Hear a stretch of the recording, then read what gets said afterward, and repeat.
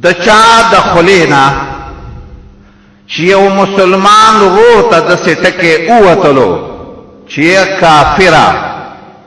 نو پدې باندې ته پخپلان د هم کافر شوي کاغه کافر نه وي. دا زمنګ پدې معاشره کې زمنګ پدې کو مسلمانانو پدې ژوند کې د سي عجيبه غونته پروګرام دی چې د چا سره جګړه کرته راشي او د چا سره غنې لګي خبري واوړي بس د وارث یو په بل باندې دا پتوی لګي چې یا کافرا یا يهودي یا مرتدا یا منافق دا پتوی لګي. صحیح حدیث د عبد الله ابن عمر کې راغلی دی د الله نبی فرمایي محمد صلی الله علیه وسلم ایو ما رجل مسلم اکفر رجلا مسلما، هر یو مسلمان چې بل مسلمان کافر کی. د الله نبی فرمایي یو مسلمان بل مسلمان ته کافر ټکی وای فإن کان کافرا تا که چاته کافر وو خو خبر سیدا و الا او کاغه کافر نو او تاو تا کافر هوا د الله نبی فرمای فهو الکافر دا غټ کافر به دی. په بل حدیث کې سره راغلی سید ابن حبان کې محمد رسول الله فرمای صلی الله علیه وسلم ایما رجل ما من رجل اکفر رجلا،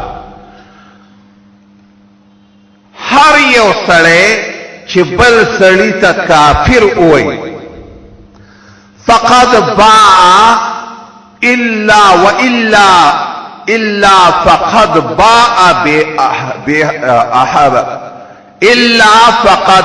باع احدهما بها. د الله نبی فرمایي یو سړی بل سړی ته وای یا کافرا، یو پدې خبره پدې کافر باندې یو انسان پدې ټکی کافر شوه دی یا خو کاغه سړی کافر وی خو کافر بصیره خبره او کني.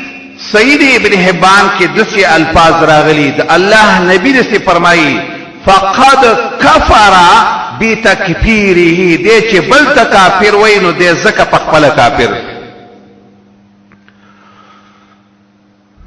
په بل حدیث کې د راغلی د الله نبی فرمایي من رما مسلمان بکفر، یو څوک چې بل مسلمان ته د کفر ټکی وای فهو كقتله، دا دسی دا لکتا چې دی وجلې دومره نقصان دی. او په بل حدیث کې نبی صلی الله علیه وسلم د فرمایي سباب المسلم فسق وقتاله کفر. د الله نبی فرمایي مسلمان ته چې اسی کنزل څوکي اسی کنزل دی وتاو کا ستا عدالت خراب شو، ستا تم صحیح مسلمان پاتې نشولې. او دا یاد اوساته کته دا غسر جنگ کې وجنی غلرا د الله نبی فرمایي په دې باندې انسان کفر ترسي. د خبر باندې ډېر سوچ کول پکاري. مؤمن چې د مسلمان د الله په نيز باندې ډېر قدر دی او الله ول دومره قدر ورکړي دی